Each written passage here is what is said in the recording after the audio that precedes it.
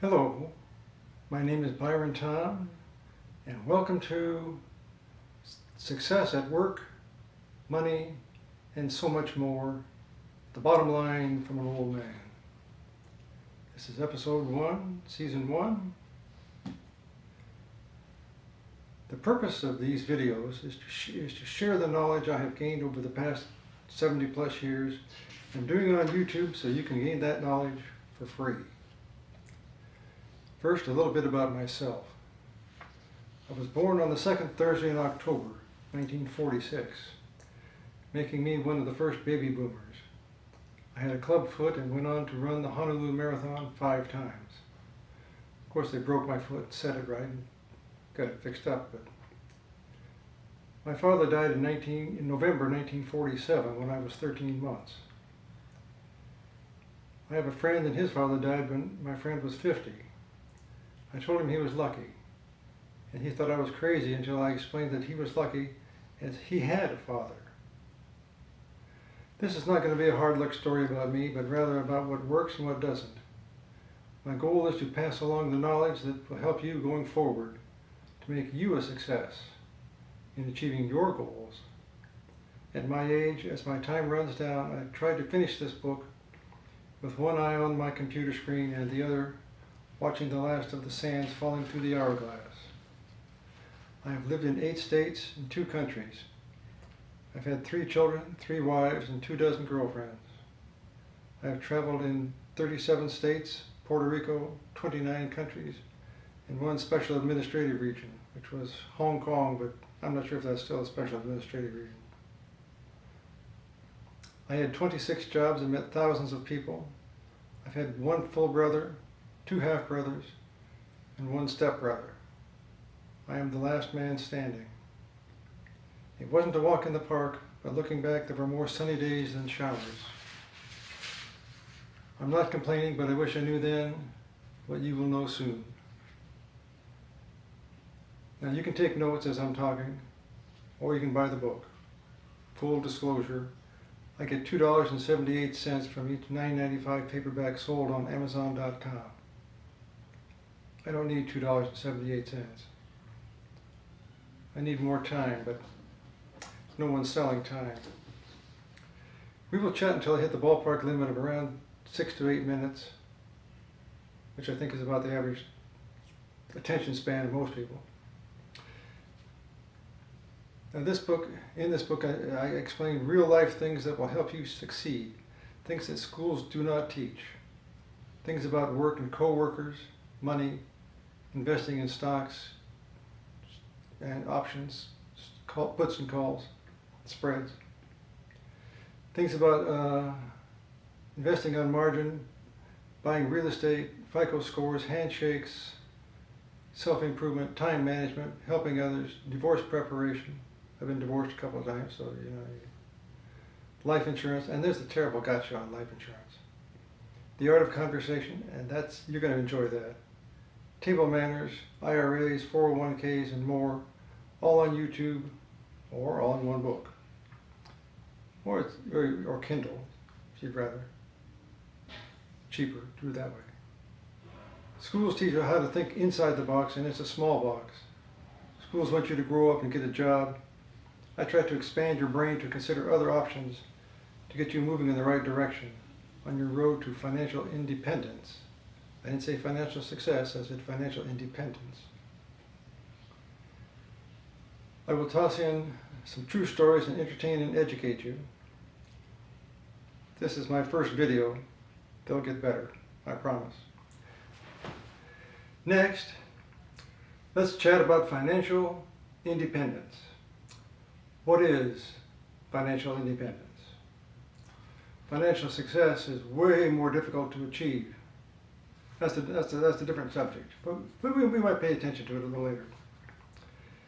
When you wake up in the morning and you say, I think I'll go to work, I say, okay, go ahead. Or you might say, no, I'm not going to go to work today. I think I'll take 3, 4, 5 years off. Maybe the rest of my life. Maybe I'll never work again.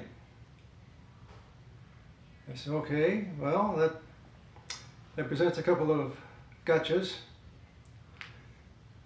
One of which is, if you take 3, 4, 5 years off, when you come back to work, I mean, in this technological economy, your skills are going to be obsolete. So before you can come back, you're going to have to get your skills up to current, or find a different career. So what do you need? Especially for, if you're going to not work for the rest of your life, what you need is passive income. And what is passive income? Well, passive income is money where it's coming in and you don't have to do much for it. Like what? Well, like stock dividends. It used to be that these big companies, when they paid a dividend quarterly, they send you a check, but checks are now, there's old technology. They'll just transfer that into your checking account. But stock dividends is one. Royalties from what? I knew a guy that had a wife that wrote the sheet music for a song, and every time somebody bought the sheet music, she got a little commission out of it. I think you'd have to have a lot of those to make that pay off. You don't mind if I scratch my head, do you? How about real estate rentals? Apartment rentals, townhouses, houses? It's a pretty good deal if you can afford an extra, if you have a couple of extra houses. There is a website that lets you design t-shirts. And if somebody buys a t-shirt with your design on it, well, they give you a couple of bucks. Which is, it's okay. If you're creative and you can do a couple hundred of those, I think maybe you can make some money at it. And one of my favorites is roommates. If you got an extra room in your house or apartment, bring in a roommate. Split the expenses.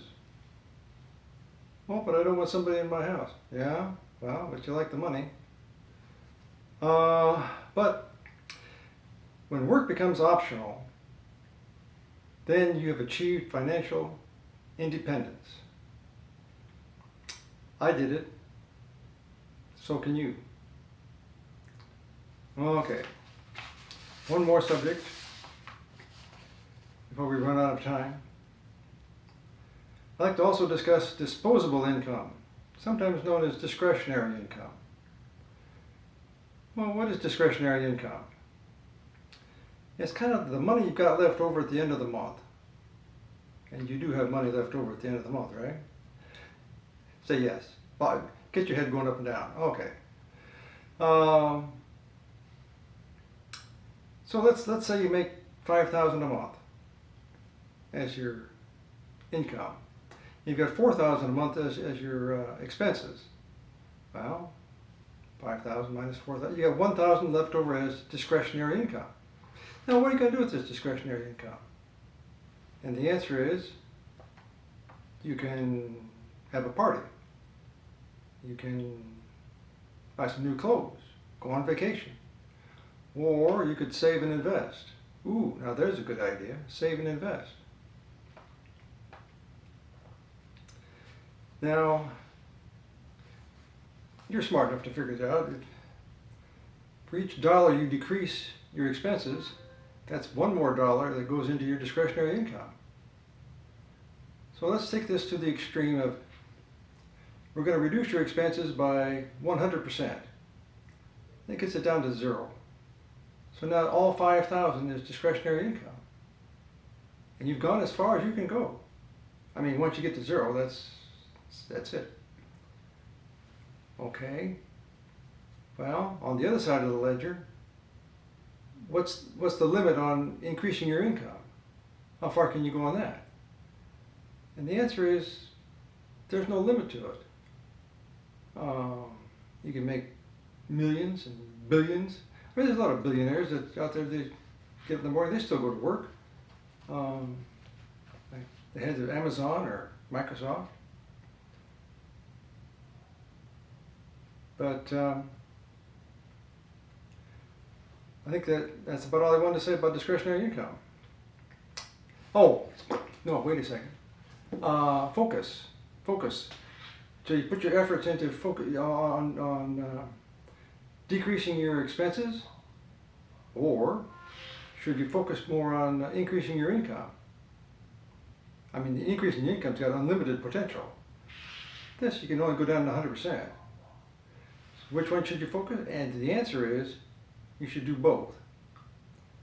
For each dollar, it takes money to make money, but each dollar that you decrease here increases over here. It gives you that much more to save and invest. So you got a lot more potential over here, but do both. Get your expenses down as far as you can.